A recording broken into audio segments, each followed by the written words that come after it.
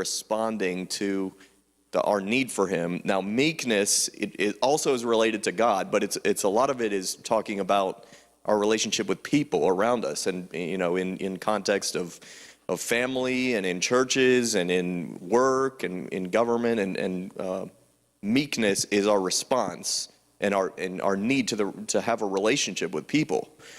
So it's an incredible study. Letter B, walking in meekness. So Jesus says, Matthew 5:5, "Blessed are the meek, for they shall inherit the earth." And of course, we talked about blessed. He's talking about happy are you, fulfilled are you when you begin to walk in meekness more, for you shall inherit the earth.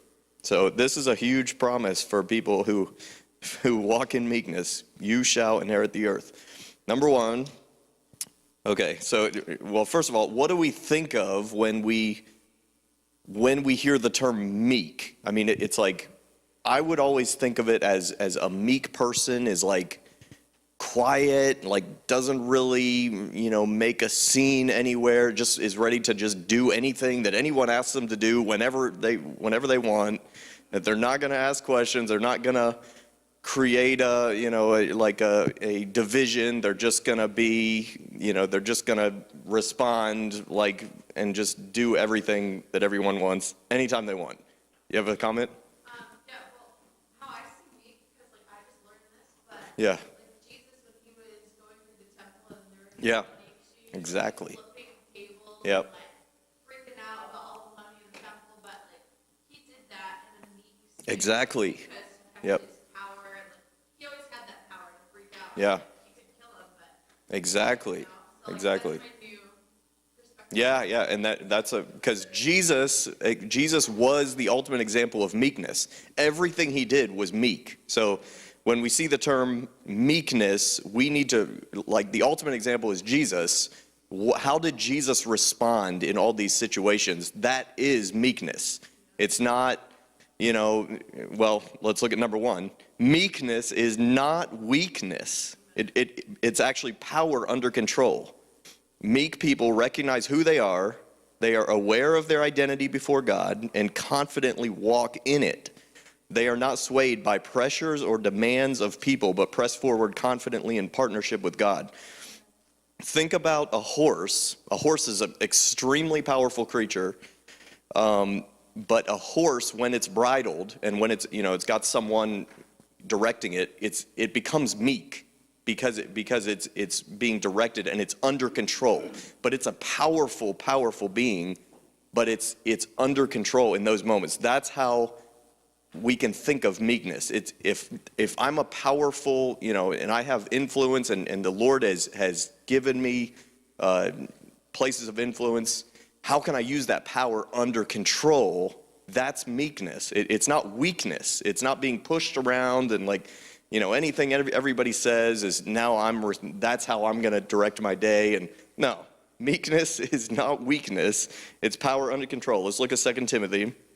This is Paul writing this letter to Timothy, and we all know this scripture. God has not given us a spirit of fear, but power, love, and a sound mind. So a lot of times we think meekness, or it's like we operate in a spirit of fear, thinking that it's meekness, and that's not the situation.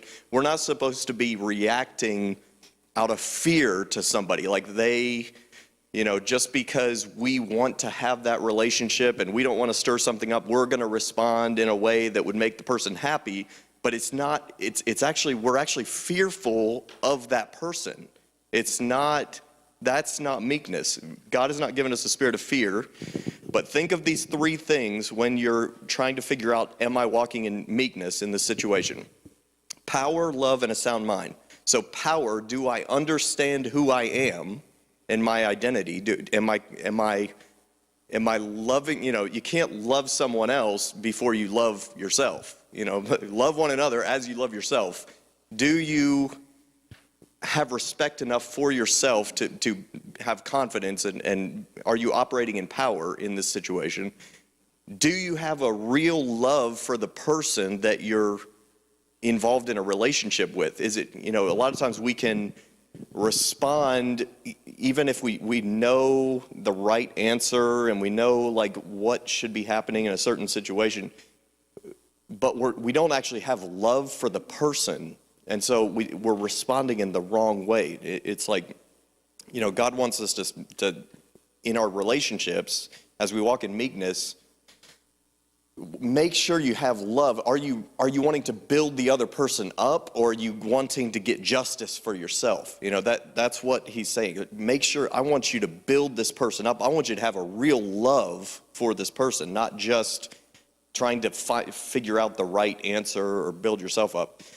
Power, love, and a sound mind. So a sound mind, a lot of times I get into certain discussions and certain, email threads and whatever I'm working on related to, iMatter or GT or GTU or something, and someone says something that stirs something up in me. It's like, oh, that doesn't feel good. They're wrong. I want to point that out, and I'm getting all frustrated and getting all worked out. That's not when I want to respond to something, because I don't have a sound mind in that situation. I want to wait till, later in the day or the next day before I respond, because I want to make sure I'm doing it when I'm in a sound mind.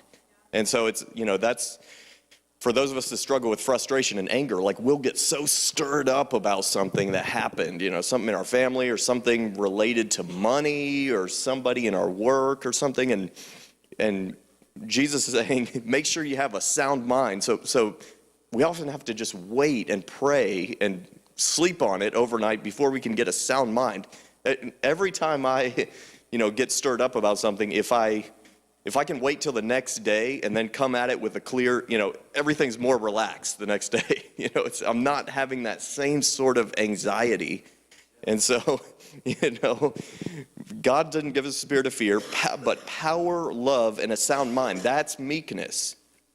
In meekness, think of that verse if you want to figure out if you're walking in meekness. It's not weakness, but it's power, love, and a sound mind.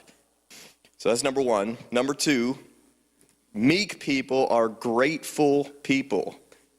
Meek people realize that all their own strength could not have produced everything that God has poured out to them in his mercy. Because these people have understanding that God has blessed them with so much, they are grateful to him and position themselves to receive even more.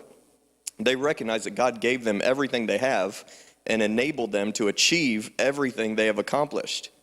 So that's meekness. We recognize that everything that we have has already been given to us by God in his mercy. It's not the fact that I was such an awesome musician and I, made all these contacts and, did all this stuff. And so now I'm great and everybody else is, less than it. I need to be grateful because God, the very fact that I even had musical ability was given to me by God. And he set me in situations. He brought me to Nashville. He connected me with people in the music business to enable me to release some music and be able to tour. It's not because I was so great that I got the position, And so meek people are grateful. Anything that you've been given, money, a marriage, family, like a position of authority in the church or in your job or anything, we need to be grateful because we realize that all of our own strength couldn't have done it. It was God that gave us the opportunity. It's not because we're so awesome, and so we think, I practiced my music for 10 years, and so I deserve to be this, or I deserve to have that. And of course, our faithfulness does play into it. We partnered with God to get and achieve everything that we have.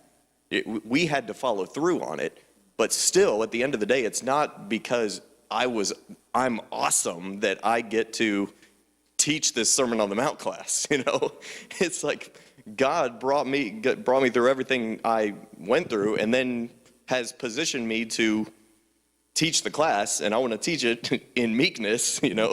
Grateful to have an opportunity to do anything, but not because I'm awesome. And so Paul, in writing to the Corinthians, Who makes you differ from another? What do you have that you did not receive? Everything you have was given to you by God in the first place.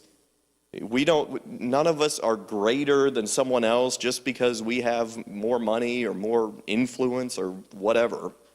So meek people are grateful. When we're walking in meekness, when we're walking in true meekness, we become grateful knowing that everything that we could have done didn't produce as much as God gave us. Number 3, meek people are teachable. They have a teachable spirit. Meek people understand there is always more room to grow.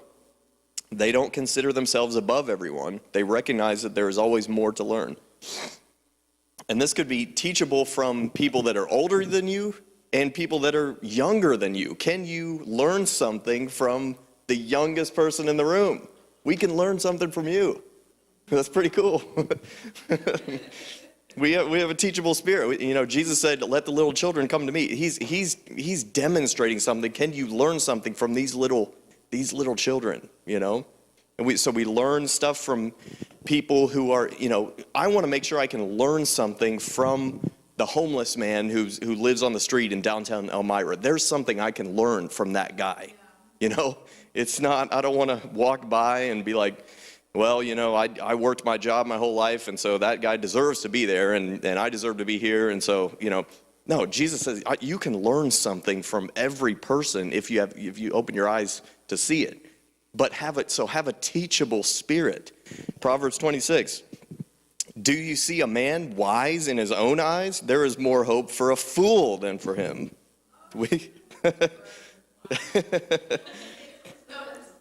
It's on the notes. Proverbs 26:12. Who is the man who's wise in his own eyes, who has an elevated view of himself and pretty much thinks that he has it all figured out? There's more hope for a fool than for him. And Jesus' kingdom is backwards from the world's, man. We need to have a teachable spirit. We can learn something from every situation. We don't need to. Now, of course, there are situations where we have more experience in knowledge in certain areas than someone else, but we still want to bring that wisdom in a meek way. It's not that we're pushing everyone's opinion to the side. It's we want to bring those, our wisdom and our knowledge in a meek way. We have a teachable spirit. Number 4, meek people. This one is huge. Oh my gosh, this one's huge. Meek people seek to serve others, but do not enable others to live in irresponsibility or dysfunction. So we get confused by this because we think meekness is, the guy just wasted $20 on alcohol, but now he can't put gas in his car, so I'm meek, so let me give him $20. No, there's some more details that need to be understood. Meek people don't do everything for everyone whenever they need it. Rather, meek people consider the needs around them and seek to meet those needs in a planned and effective way. Weak people respond hastily to perceived needs and often end up enabling people to live in irresponsibility and disorganization. And so you're not helping the person. That's not meekness, that's weakness, is responding hastily to a perceived need. Somebody is freaking out because they wasted their money and now they can't, they can't feed their child. And so how are you going to respond in meekness to that situation? You're not going to give the person money. No, you're going to go to the grocery. You're going to deliver the food to the person, We're not going to because they're enabling to live in more irresponsibility. And 5 years down the road, they're still doing the same thing. And it wasn't our when we responded in what we thought was meekness, it didn't help them.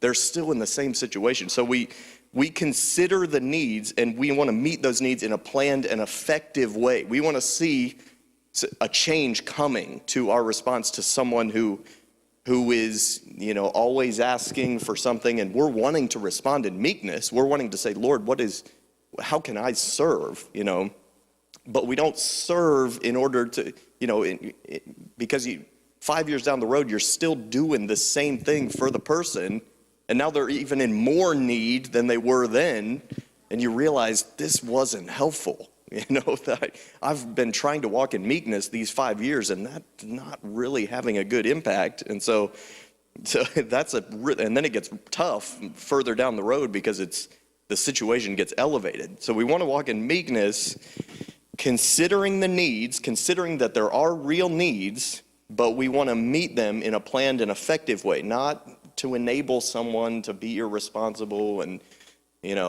they slept in every day, so they missed the bus, and now somebody's got to go pick them up, and there's tons of different ways this happens. Proverbs 26 again, 4 and 5. And this is a really interesting verse because it seems like it contradicts itself, but it doesn't here. Do not answer a fool according to his folly, lest you also become like him. Answer a fool according to his folly, lest he be wise in his own eyes. So it's kind of funny here because first it says do not answer a fool, and then it says answer a fool. But let's break it down. In the first half, he's saying, do not answer a fool according to his folly, lest you also be like him. Do not answer a fool just according to his immediate need, because then you're participating in irresponsibility.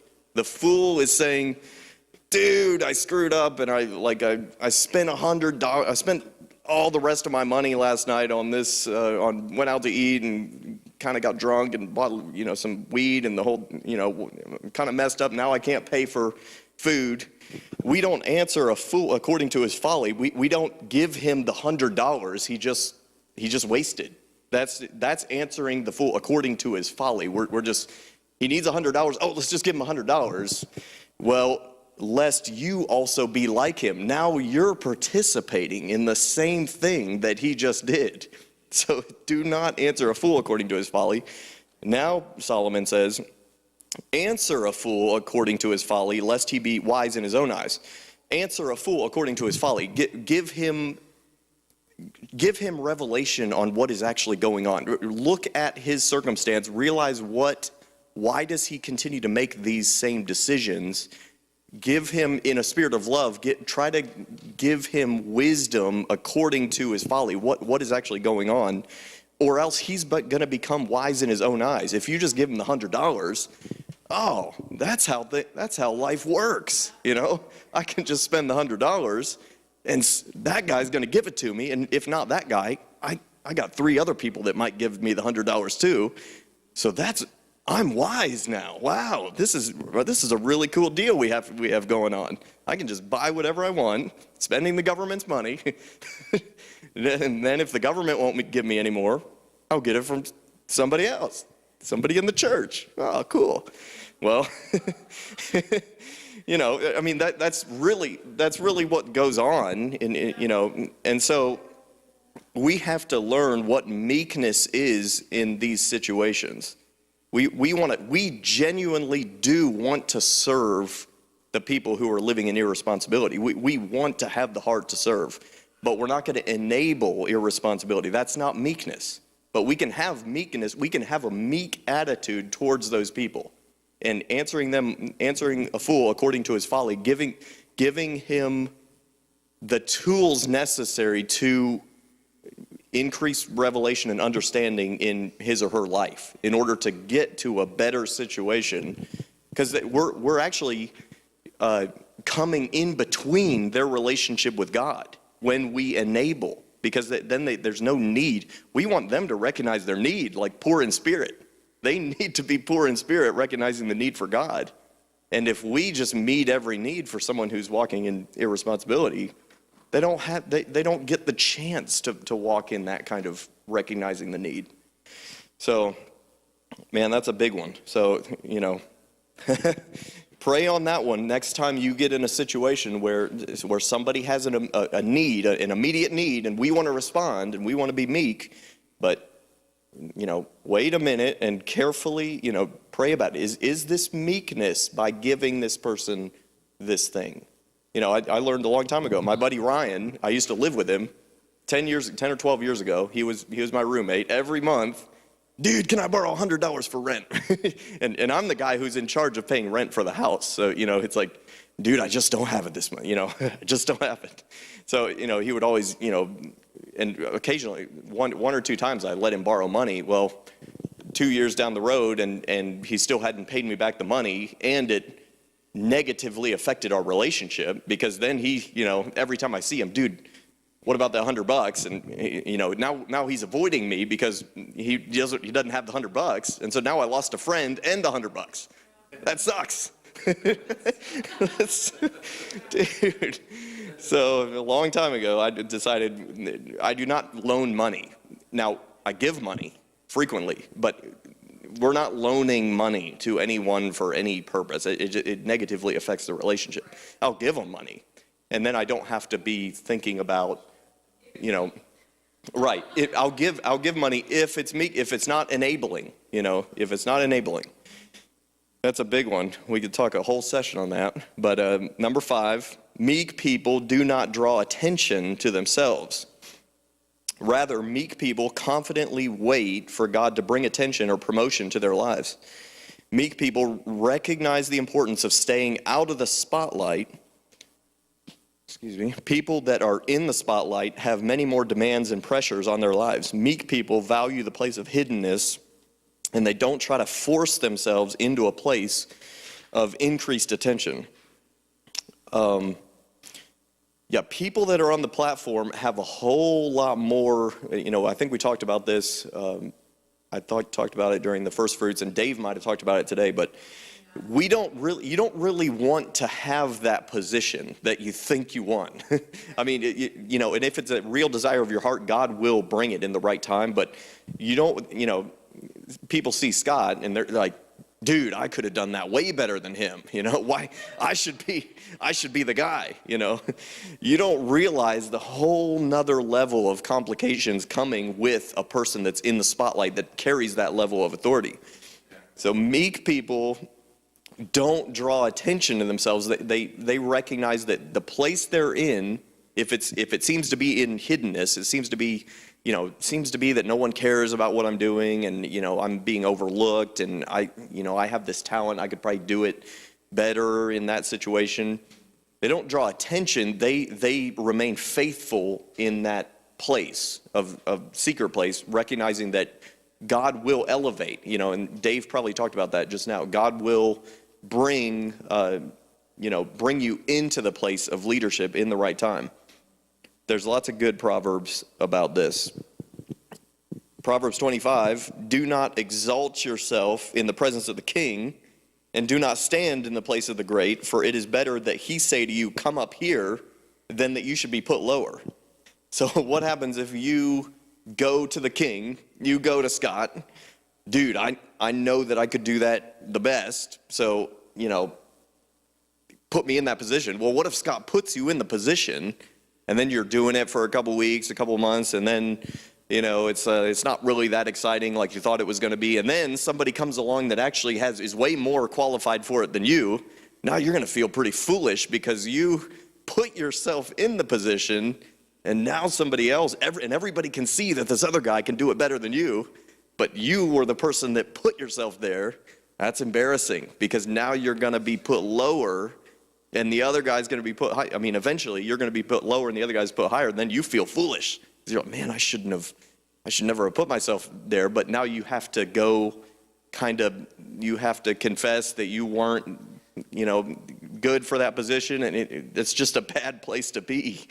It is better it's better that Scott says, after he sees you being faithful for a while, it's better for Scott to say, you know what, that person's really they're really faithful in that. I want them to come into this next level of leadership. Let the king elevate you, not just in church, but in your job, in your, whatever your place of influence is. Don't exalt yourself in the try to act awesome when the person of authority is around you, so that you can, try to get up there. Just be faithful. Just be faithful, because really it doesn't matter at the end of when you stand in judgment before God, God didn't care whether or not you got to the highest place or you stayed in the lowest place. He's asking you, were you faithful in whatever place? Were you faithful in the hidden place? Were you faithful in the place where everyone saw you? That's what he's going to ask. He's not going to ask, did you get to the place where everyone saw you? Because only when you get to the place where everyone saw you is when you're successful. No, that's not how it works. But look at Proverbs 22:29. That's very encouraging. Do you see a man who excels in his work? He will stand before kings. He will not stand before unknown men. So if you feel like you're being overlooked and you feel like you've been doing this thing for years and no one's seen and no one cares, keep doing it with excellence. Keep doing it faithfully, because you will stand. You will be put in a place of influence before important people.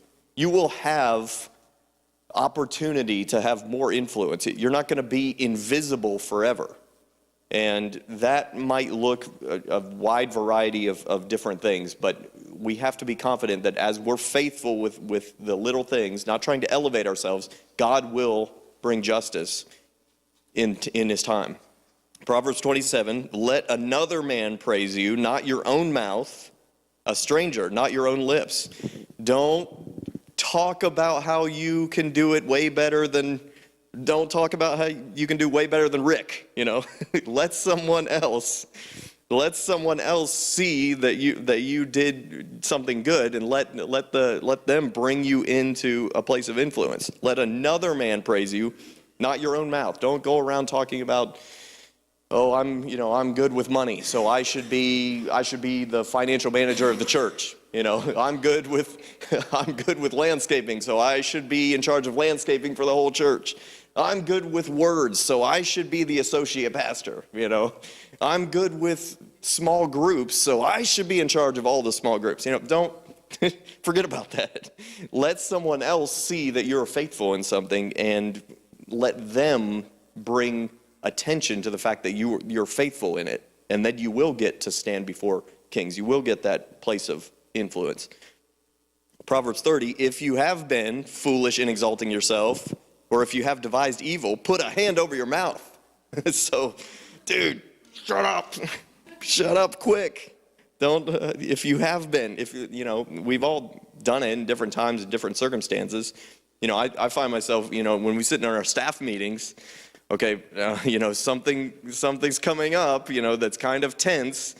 I would rather put a hand over my mouth in this situation than speak immediately, because I don't want to walk out of the staff meeting and be like, oh, dude, I should not have said that. Now I gotta, oh man. So it's tough, because you might feel like you know how to do something a little better than someone else, and you could make things work better. And Solomon's saying, if you have been foolish in exalting yourself, put a hand on your mouth. Just quiet yourself now, because you're not thinking clearly.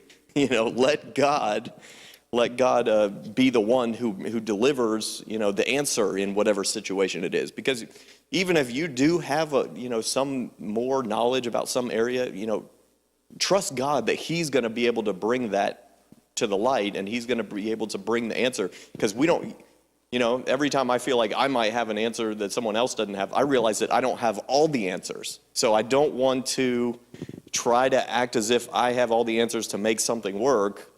No, I recognize that, you learn a lot from other people. So meek people do not draw attention to themselves.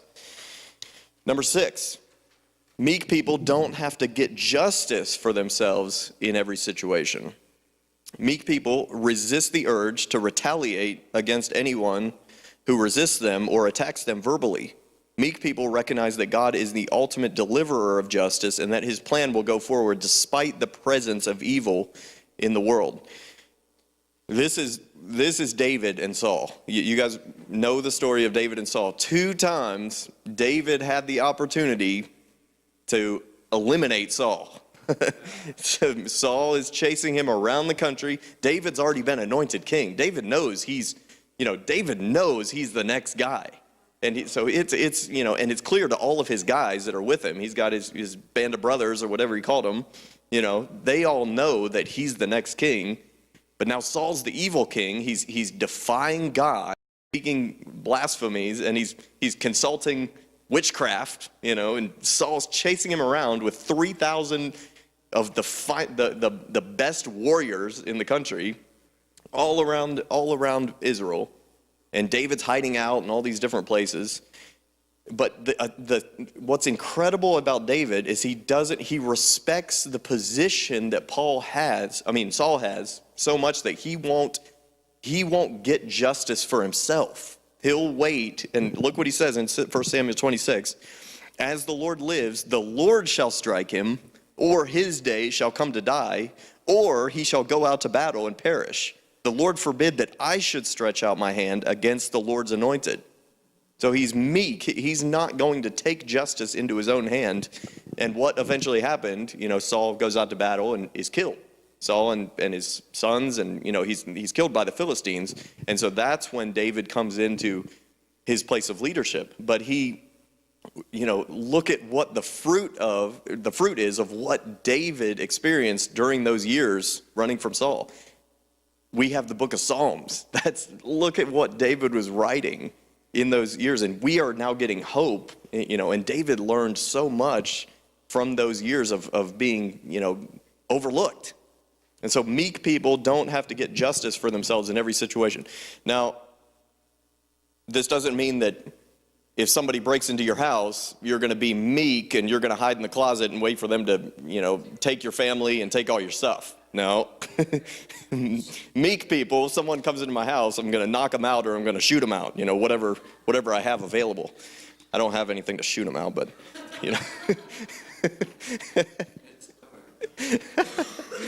Yeah, so the David and Saul situation is different. He's not going to get justice when Saul comes into the cave and Saul's sleeping or whatever he's doing, and David's not going to go up and kill him because he's going to wait for God to deliver him in the right time. Number 7, meek people recognize that God's plan for their lives might look different than their ultimate ideas. Once we accept his direction as being best, we begin to step into something better than we could ever imagine. We only sell ourselves short when we hold on to ideas and plans that God is wanting to refine. So, a lot of times we can get caught up in, the vision you had for your life, or you thought the Lord gave you a word for something and it was supposed to happen exactly that way, and, so we get so wrapped up in making sure it happens just the way that we thought it was going to happen, but we actually miss what God was wanting to do, I had to learn meekness when I went out to Kansas City, and I thought I was going to be on the level with Misty Edwards, that was the next step for me. Pretty cool, God's calling me to Kansas City, and I'm going to do IHOP, and I'm going to sell, way more records now. This is going to be awesome. Well, meek people recognize, and, it still might happen, and, we don't know God's timing, but,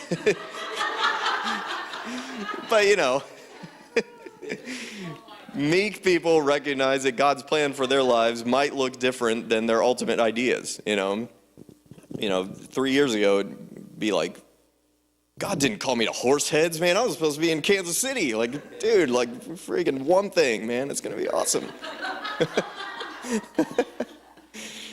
No, but can I recognize, in meekness, can when the door isn't really opening in that situation, can I reevaluate and look at God? Okay, I want to respond in meekness. What are you actually doing with me here? This isn't really panning out the way I thought it was supposed to be. I've been here for 2 months, and the guy, Misty's brother, and I'm on his worship team, and he's not letting me lead a song. And dude, man, does he realize that I've already done it way better than him, and his voice isn't really that good, and I could probably do it better.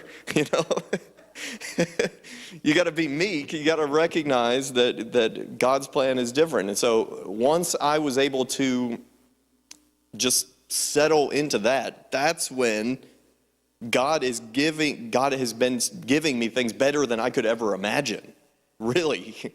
Like I got to, do this album, the Lovesick album, the year after that. And then I got to do iMatter Festival with For Today. And dude, it was unbelievable. And so meekness is recognizing that God's plan is a little different. And can you embrace it? And can you walk in that with confidence that he's, what you're experiencing right now is part of his plan, and where it's going in 5, 10, 15 years is going to be better than you could have thought up for yourself. My plan was probably a 3-year plan. I didn't have much vision for after that. Well, God's saying, I've got a 30-year plan. I've got a 50-year plan. Have you thought about that? What's going to be happening in 30, 50 years, So meek people recognize that. Psalm 37 is huge, and it talks about meekness a lot in Psalm 37. You've heard the scripture, delight yourself in the Lord, and he shall give you the desires of your heart. Commit your way to the Lord, trust in him, he shall bring it to pass. So we look at that, we say, he's going to give me the desires of my heart. Okay, well, I know exactly what my desires are. I got 5 things here that are my main desires. So, Lord, you said you're going to give it to me.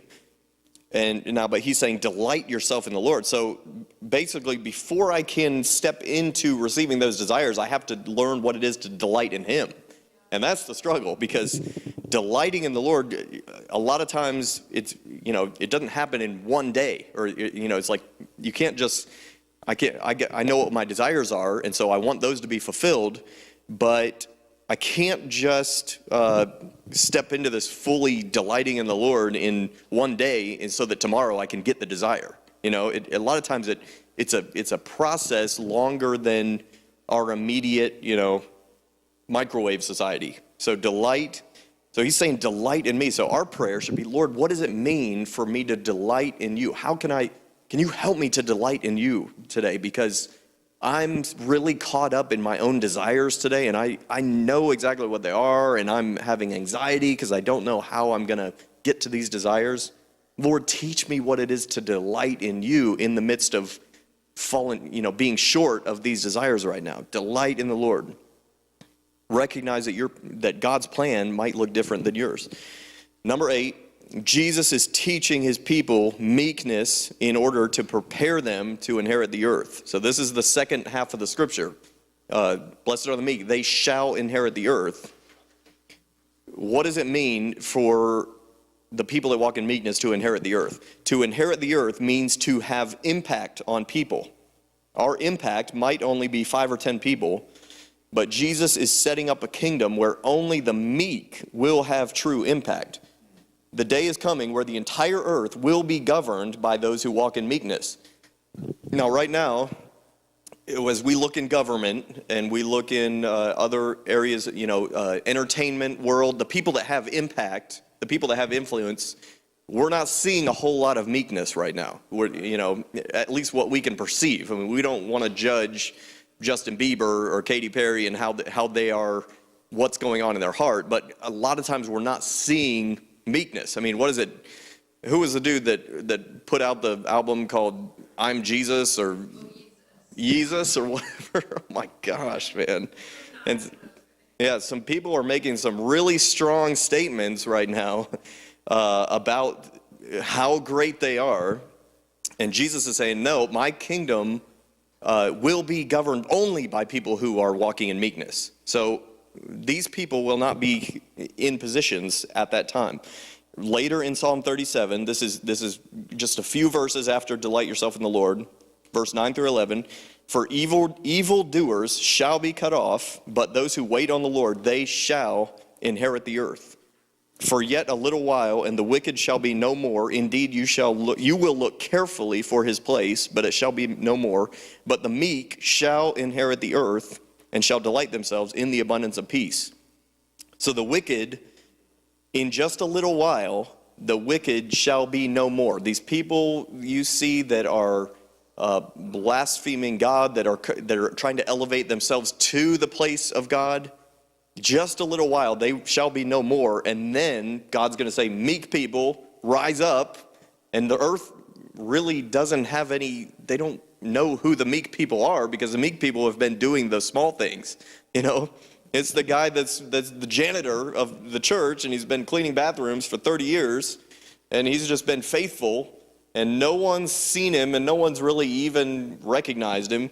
But Jesus is all of a sudden, meek man, you're on the top right now. You know, you're in the government position. And so it's a great reversal. And so if we can get revelation of this now, and we can say, Lord, what is my place of influence? And I want to be faithful in my family, faithful in my church, in my small group, in my job. If I can be faithful now, you are going to bring me, I'm going to inherit the earth. I'm going to govern the earth with you in just a few years, you know.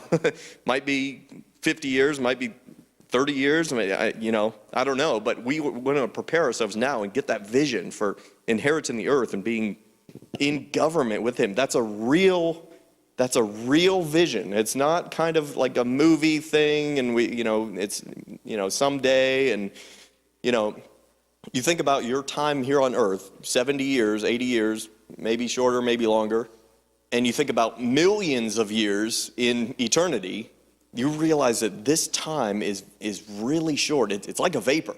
Life is like a vapor. So can we use our vapor to be meek in order that we can be a high place in government later? That's a reality. Is what he's saying. Jesus wants to teach us meekness now so that he can entrust us to govern in that day. Because there is need for a government in that day. And, that's another sermon on the end times. We'll get to that later sometime. We'll see. I haven't really studied, man. There's a lot to learn about that. Number 9. And this is what we started out talking about. Jesus is the ultimate example of meekness. Jesus operated in perfect meekness during his entire earthly life. Think about all the things that Jesus did. He spoke out against the Pharisees. He drove out the money changers. He called little children unto him. He allowed himself to be crucified. Every action he did was done in perfect meekness. In our journey to grow in meekness, we must look at Jesus' ultimate example. So the more we can learn, the more we can study the Gospels and get revelation of how did he respond in all these different situations. What did he say? What was he talking about? That's meekness. So once you get revelation of how he would do things, it'll give you way more insight in how to respond to somebody else who's it's been a difficult relationship. You want to learn how to be meek. Matthew 23, this is where he's talking out against the Pharisees. And this is all in meekness. Remember this. Woe to you, scribes and Pharisees, hypocrites. That was meek. He was being meek when he yelled at them that they were hypocrites. There was a time where that was appropriate, For you shut up the kingdom of heaven against men, for you neither go in yourselves, nor do you allow those who are entering to go in. Jesus is operating in meekness in that righteous anger where he's frustrated he's angry at these Pharisees for not giving the lay people opportunity to receive the kingdom of God. Woe to you, scribes and Pharisees. That's meekness, What does that mean for our lives? Is there a situation where we're supposed to respond with that level of intensity, and still be in meekness? Is there? I mean, that's... You might be thinking of various situations where something sort of like that might be appropriate at a certain time. Probably not all the time. But it can be meek when we're expressing righteous, indignation, whatever you want to call that. Matthew 16. And now he turns to Peter, his best, one of his best friends, his disciples. Get behind me, Satan. You are an offense to me, for you are not mindful of the things of God, but the things of men. That was meek in that situation. He was about to go to the cross. One of his best buddies is trying to talk him out of it. Get behind me, Satan. I can't, I've got vision, I've got revelation of what God is saying, what my Father is bringing to the earth right now, and I can't be swayed by this confusion right now. Get behind me, Satan. He had to speak out in a, aggressively. And he was meek, He was meek the whole time. Matthew 11. Take my yoke upon you and learn from me, for I am gentle and lowly in heart. Other translations say, I think they say I'm gentle and meek. You will find rest for your souls, for my yoke is easy, my burden is light. That's meekness. He's coming in that tenderness and saying that he's not coming as this hardcore rule maker, and he's not going to lay these heavy burdens on you. My yoke is easy. My burden is light. Embrace meekness like I'm meek. Then Luke 22, right before he's going to the cross. Father, if it is your will, take the cup away from me. Nevertheless, not my will, but yours be done. That is meekness. Not my will, but yours be done. Lord, what are you saying in this situation? What do you have for me?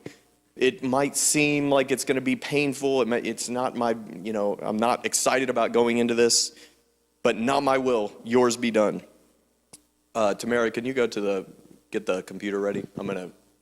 We're going to have some worship just for the last 10 minutes. It's already ready. All you have to do is push play. Luke 23, Jesus said, Father, forgive them, for they do not know what they do. That he's being meek on the cross. He's looking at these people who are crucifying him. Father, forgive them, for they do not know what they do.